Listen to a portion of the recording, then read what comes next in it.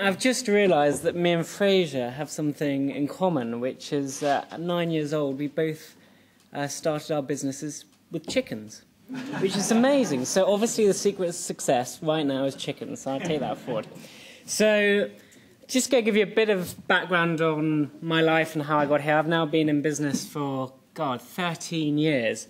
I know I look not much more than 18, but the years have been kind. So I started my business basically because my teachers told me I would never read or write because I'm severely dyslexic. Basically, if you could see my handwriting, you'd realise it was still of about a level of a 9-year-old, and my spelling's not much better. So I was very lucky in the fact that the local government at the time gave me a laptop, which I had a natural affinity to. I mean, that was back 18 years ago. And they were huge, big laptops, and I used to walk around school with this big laptop beside me, which is probably why I'm so short, actually. So basically I got very good at computers, and by the time I was about 13 or 14, my friends' parents were saying, can you come round and help us with our computer problems? And I'm like, yeah, of course, you know, I'm getting quite good at this.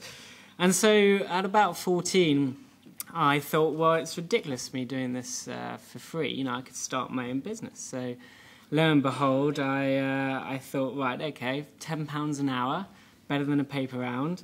And so I started up a small computer consultancy and just ran it out of my bedroom. My friends thought I was a huge nerd, but they're laughing on the other side of their faces these days.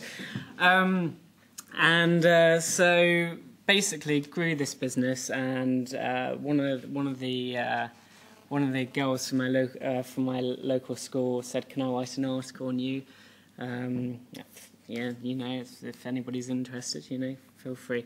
Anyway, she wrote this article, and the next day I was reading the newspaper, a bit disappointed to see it wasn't in there, apart from I closed the paper, and on the front cover was kind of Schoolboy Ben's £60,000 a year business. So it's like, wow, you know, this is quite a crazy thing. And then everything really spiraled out of control from there, because like Fraser said, the media goes a bit crazy, and I did all the chat shows and Esther Ransom, and so yeah, everything was going absolutely fantastically, running quite a successful business. Left school, this was now when I was about 16, basically had offices and people working for me, which was quite cool at 16. You're like, it's kind of a bit surreal, but I thought, what the hell, you know, you only live once. And so basically, I did a very big TV show on Channel 4, documentary about young people. And after that documentary, some investors rang me up and said, we've got lots of money to spend, do you have any good ideas? And I was like, well, I've always had good ideas, so, you know, come on over. So I set my boardroom up, I set my office up as a boardroom, and got them in from Jersey and sat them down and told them my ideas, and they said, that's brilliant, lovely ideas, how much do you need?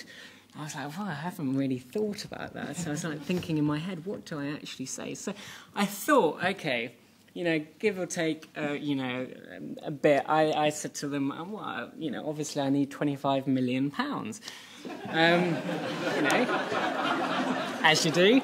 And they said, that's just exactly the amount we want to invest. So, of course, inside it's like winning the lottery, but you can't do anything. You have to sit there going, yes, I did a good business deal today, yes. Basically we raised a lot of money back in, this was 98, to develop what was the UK's first online shopping comparison technology called Pulsar. Did some amazing things. I literally moved out of my mother's loft apartment to go and live in a penthouse in Jersey. It was a real pinch me moment, you know. These crazy things were all happening fast. But the one thing that I suppose that I did take from that is you've just got to grasp any opportunity with both hands, and that's one thing I've always done. So anyway, I was doing very well and won the Entrepreneur of the Year from Gordon Brown. And then the whole dot-com crash happened. So I woke up one morning and picked up the newspaper to see I was in the rich list at, I think under Robbie Williams, at £18.3 million. This was also the same day I couldn't buy a tube ticket, which left me in quite a serious situation because basically I had lost everything. My house, the girl I loved, my business, everything within about 3 months. And so I was like, God, what am I going to do? You know, I mean, maybe it was a fluke.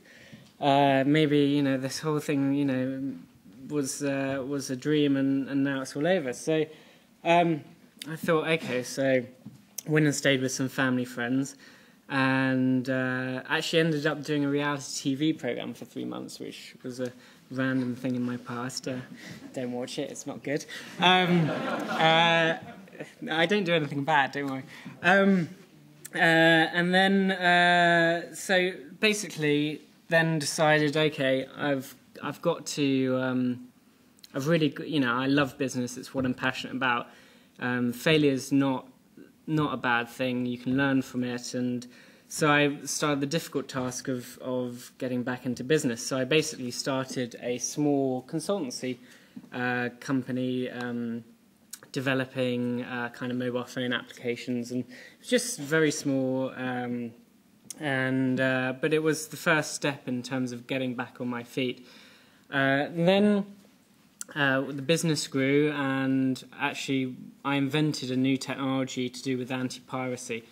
And we came up with a model that seemed to work, which is where I came up with a good idea and we put people and kind of resource around it and launched it. So that was kind of the beginning of my current company, the Rainmakers. And basically I've been running the Rainmakers now for 5 years. It's a very successful innovations company. And basically we work in one of 3 ways. Somebody comes to us with a good idea, we put people and resource around it and launch it into the market. I come up with a good idea, we put people and resource around and launch it. Or sometimes corporates want us to come into their companies and innovate, but we do that quite rarely because I'm quite expensive. So, I mean, the thing I would say, if you guys, you know, you're starting business, I've been doing it for 13 years, is that, you know, really just, if you're going to go out there and start your own business, you've just got to grasp it and actually just go and do it. Like our guy from HSBC said, you know, it needs some planning, but don't be afraid of doing it. Even if you fail, which I have done many times, it will be the most amazing thing you ever do in your entire life. Thank you.